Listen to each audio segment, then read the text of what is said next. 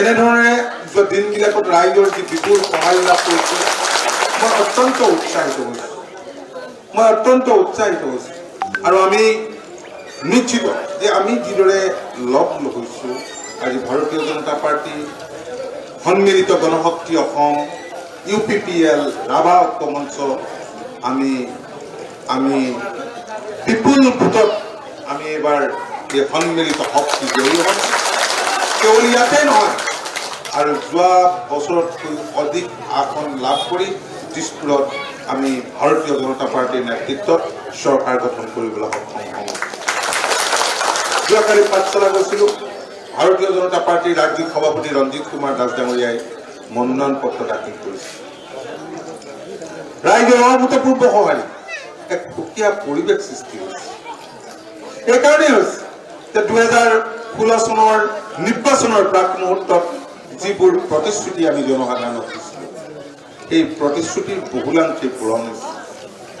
ৰাইজ সন্তুষ্ট হৈছে ৰাইজে উন্নয়ন বিচাৰে আৰু এই উন্নয়নৰ ধাৰাবাহিকতা ৰক্ষা কৰিবলৈ হ'লে আকৌ আমাৰে চৰকাৰ আহিব লাগিব আৰু সেইকাৰণে ৰাইজৰ আমাৰ প্ৰতি বিপুল সঁহাৰি মোৰ সমষ্টিটো আপোনালোকে দেখিছে যে যোৱা দিনকেইটাত যলৈকে গৈছোঁ ৰাইজৰ সহায় যলৈকে গৈছোঁ ৰাইজৰ মৰম আৰু মই আপোনালোকক এটাই প্ৰতিশ্ৰুতি দিছোঁ আপোনালোকে দেখিছে যে যোৱা সময়ছোৱাত আমি নিস্বাৰ্থভাৱে ৰাইজৰ সেৱা কৰিছোঁ তাৰ বিনিময়ত আমি কাৰো পৰা কেতিয়াও একো লোৱা নাই আৰু মই সকলো সময়তে সচেষ্ট আছিলোঁ সকলো সময়তে সজাগ হৈ আছিলোঁ যাতে পূৰ্বৰ বিধায়কসকলৰ দৰে পূৰ্বৰ দুই এগৰাকী ৰজাৰ দৰে মোৰ পৰা যাতে ৰাইজে এই সমষ্টি ৰাইজে নাক কাটি হাতত ল'বলগীয়া নহয় নিজৰ প্ৰতিনিধিজনৰ কাৰণে যাতে বোকাখাটৰ জনসাধাৰণৰ মান মৰ্যাদা হানি নহয় সদায় যাতে কি ওপৰ কৰি থাকিব পাৰে এই দিশটোৰ প্ৰতি মই সকলো সময়তে প্ৰচেষ্টা আছোঁ আৰু সেই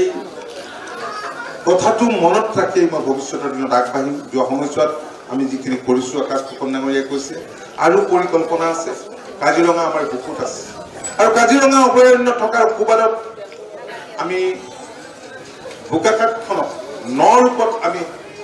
সজাব পাৰোঁ গঢ়িব পাৰোঁ আৰু সেই প্ৰক্ৰিয়া আৰম্ভ হৈছে আৰু এটা কথা কৈ থওঁ যি অহা 21 মাৰ্চ তাৰিখ দেশৰ মাননীয় প্ৰধানমন্ত্ৰী বিশ্বৰ এক শক্তিশালী ৰাজনৈতিক নেতা নৰেন্দ্ৰ মোদী ডাঙৰীয়া আমাৰ ইয়ালৈ আপোনালোকৰ ওচৰলৈ আহিব আপোনালোকৰ ওচৰৰ পৰা চোৱাৰ সৌভাগ্য ঘটিব তেখেতৰ কথা শুনাৰ সৌভাগ্য ঘটিব নিৰ্বাচনী প্ৰচাৰৰ কাৰণে আহিব আৰু এইকাৰণে আপোনালোক সকলোকে 21 তাৰিখৰ দিনটোত 9 বজাৰ আগত পুৱাকৈ মহুৰা পথাৰত পুৱাকৈ যাবলৈ মই বিনয়েৰে অনুৰোধ জনালোঁ এতিয়া ইয়াত যিবিলাক উঠিছে এইবিলাক প্ৰাৰ্থী সম্পৰ্কে দল সম্পৰ্কে মোৰ ক'বলৈ ইচ্ছা নাই তথাপিও দুই এষাৰ কথা ক'ব লাগিব মানুহে বুজিব লাগিব কাৰণ সকলো কথা সকলোৱে নুবুজাৰ কাৰণে কেতিয়াবা ভুল সিদ্ধান্ত ৰাইজে লৈ পেলায় সকলো ৰাইজ ৰাজনৈতিকভাৱে সচেতন নহয় কিন্তু মই জানো যে দ অঞ্চলৰ ৰাইজ ৰাজনৈতিকভাৱে কিন্তু তুলনামূলকভাৱে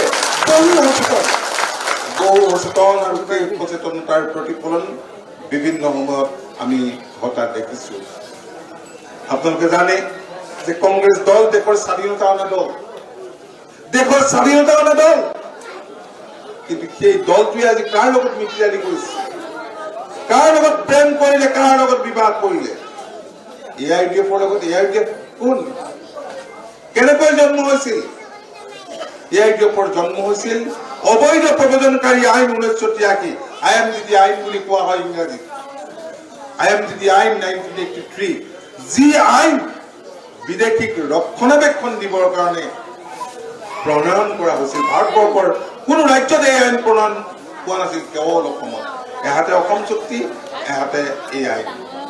মানে নাকি লগাই দিয়া হৈছিল আৰু এই আইনখন বাতিল নোহোৱাৰ কাৰণে অসম গণ পৰিষদ দলে চৰকাৰ গঠন কৰিও বিদেশী চিনাক্তকৰণৰ বহিষ্কৰণ কৰিব নোৱাৰিলে যাৰ কাৰণে চৰকাৰ বদনামী হ'ল এই আইন যেতিয়া বাতিল হ'ল তেতিয়াই জন্ম হ'ল AIDF দলৰ বিদেশীক ৰক্ষণাবেক্ষণ দিবৰ কাৰণে তাত কোনো সন্দেহ নাই সেই সময়ৰ মুখ্যমন্ত্ৰী আমাৰ ৰাজ্যখনৰ মুখ্যমন্ত্ৰী তৰুণ গগৈ ডাঙৰীয়াই হুইজ ভোটৰ দিন বুলি কোৱাৰ পিছত জন্ম হ'ল কাৰ AIUDF আজি সেই AIUDFৰ লগত মনে মনে তেওঁলোকে বুজাবুজি কৰি আছিল লোকসভা ইলেকশ্যনৰ বুজাবুজি কৰিছিল আমাৰ সমষ্টিত 42,000তকৈ অধিক ভোট লোকসভাৰ প্ৰাৰ্থীগৰাকীক দিছো কিন্তু লাহৰীঘাট ঢিং এই অঞ্চলবিলাকত ভোটৰ পৰিমাণ দ্ৰুতগতিত হ্ৰাস পাইছিল ভিতৰুৱা বুজাবুজিৰ কাৰণে তেওঁলোকে মনে প্ৰেম কৰিলে BTAD ইলেকশ্যনত ওলাই পৰিল যেতিয়া আজমল চাহাব আৰু ৰিপুণ বৰা ডাঙৰীয়া একেলগে ঘূৰা পকা আৰম্ভ কৰিলে কিন্তু বিপৰ্যয়ৰ মুখামুখি হ'ল নিদিলে ভোট তাক দিয়া নাই ভোট BTFক দিছে তাত আজমল পাৰ্টি দিয়া নাই কংগ্ৰেছক দিয়া নাই সেইটোৱে ঘটিব এই নিৰ্বাচনত ইয়াতো সেইটোৱে ঘটিব ৰাইজ বৰ সচেতন ৰাজনৈতিকভাৱে ৰাইজ সচেতন আৰু আপোনালোকে চাওক এতিয়া বিয়া পাতিলে কংগ্ৰেছে বিয়া পাতিলে আজমল চাহাবৰ লগত আজমলৰ পাৰ্টিৰ লগত হয়নে নহয়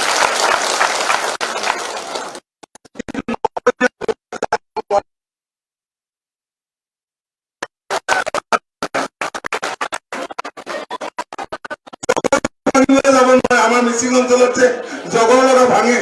ইয়াত জগৰ লগে ভাঙিবও নোৱাৰে পাৰিবনে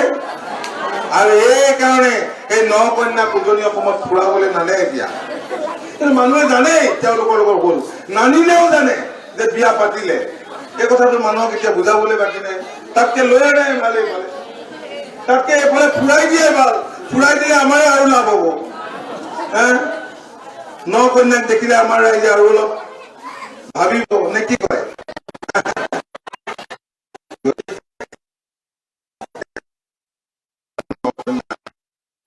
মানে সেই ন কন্যা কংগ্ৰেছ আৰু আজমল পাৰ্টীয়ে কিছুমান মানুহ উঠাইছে প্ৰক্ষেপ কৰিছে ইয়াতো তেনেকুৱা প্ৰক্ষেপ কৰিছে তেওঁলোকে খিলঞ্জীয়াৰ কথা কয় খিলঞ্জীয়াৰ স্বাৰ্থ সুৰক্ষিত কৰাৰ কথা কয় কিন্তু আচলতে এইবিলাক হৈছে মুহুৰা এই দুইটা দলৰ হাতিয়াৰ এই কথাবোৰ এতিয়া লাহে লাহে ৰাইজে বুজি উঠিছে আৰু ৰাইজে ইয়াৰ জবাব নিৰ্বাচনৰ জৰিয়তে দিব আৰু ৰাইজে দিব লাগিব ৰাইজ মই বিশেষ নকওঁ মানে কি হ'ল একচুৱেলি সৰু দলবিলাক সৃষ্টি কৰিছিলে AGP BJP গণশক্তি এইবিলাকক মাৰিবৰ কাৰণে এতিয়া লোকৰ নিজে মৰে যাই কি নহওক আমাৰ ৰাইজ মৰম কৰে আশীৰ্বাদ দিয়ে শুভেচ্ছা দিয়ে মোৰ নিজৰে বেয়া লাগে গতিকে মই বিশেষ দীঘলীয়া নকৰো বাকী সভাবিলাকলৈ যাব লাগিব আপোনালোকক বহুত ধন্যবাদ জনাইছো এটাই অনুৰোধ জনাইছো যে আপোনালোকে নিজে প্ৰতিদ্বন্দ্বিতা কৰিছো বুলি ভাবি লৈ আপোনালোকে ফিল্ডত যাব নিজে প্ৰতিদ্বন্দ্বিতা কৰিছো বুলি ভাবি লওক অৰুণোদয়ত সকলোৰে নাম সোমোৱা নাই আমি প্ৰত্যেকগৰাকী মহিলাৰ নাম অৰুণোদয়ত আমি সোমোৱাম আৰু চৰকাৰ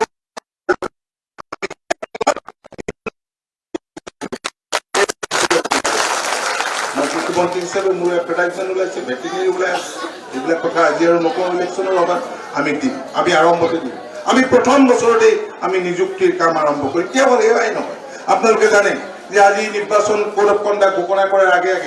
এক বিশাল সভাত আমি 4,500 নিবনুৱা যুৱক যুৱতীক হাঁহ কুকুৰা মুৰ্গী ছাগলী দিয়াৰ আমি ব্যৱস্থা কৰিছিলো 10,50,00,000 টকা ইয়াত স্বনিয়োজনৰ কাৰণে এই কাম কৰা হৈছে গোটেই সমষ্টিটোতে আমি এনেকুৱা ধৰণৰ স্বনিয়োজনৰ অনাগত দিনত কৰাৰ আমাৰ পৰিকল্পনা আছে কৰিবলগীয়া বহুত কাম আছে কৃষি আৰু আনুষংগিক খণ্ডলৈ যুগান্তকাৰী পৰিৱৰ্তন আনিবৰ কাৰণে যিখিনি কাম কৰিছো ইয়াৰ ধাৰাবাহিকতা ৰক্ষা কৰি আমি বহুবোৰ কাম ভৱিষ্যতৰ দিনত কৰিম আজি এই 10 অঞ্চলত বহুতখিনি থ্ৰেচিং ফ্ল'ৰ দিয়া হৈছে ৰিপাৰ দিয়া হৈছে লিংক কম্পনেণ্ট দিছো ধান দিছো বীজ আমি দিছো আৰু বানপানী হয় বানমাটি সহনজাত বীজ যেনে বিনা ৰঞ্জিত চাহবান বাহাদুৰ চাহবান কিবোৰ খেতি কৰিলে এই অঞ্চলৰ ৰাইজ উপকৃত হয় তেনেবোৰ খেতি কৰাত আমি অগ্ৰাধিকাৰ দিছো আমি ছাপোৰ্ট দিম সহায় কৰিম কৃষি ক্ষেত্ৰখনলৈ যুগান্তকাৰী পৰিৱৰ্তন আনি আমি গ্ৰাম্য অৰ্থনীতিৰ বুনিয়াদ আমি শক্তিশালী কৰিম ৰাইজ এইখিনি কথাৰে আপোনালোক আটাইকে বহুত ধন্যবাদ জনাই আৰু আপোনালোকৰ পুনৰ আশীষ বিচাৰি বক্তব্য সামৰি আপোনালোকৰ মাজৰ পৰা বিদায় লৈছো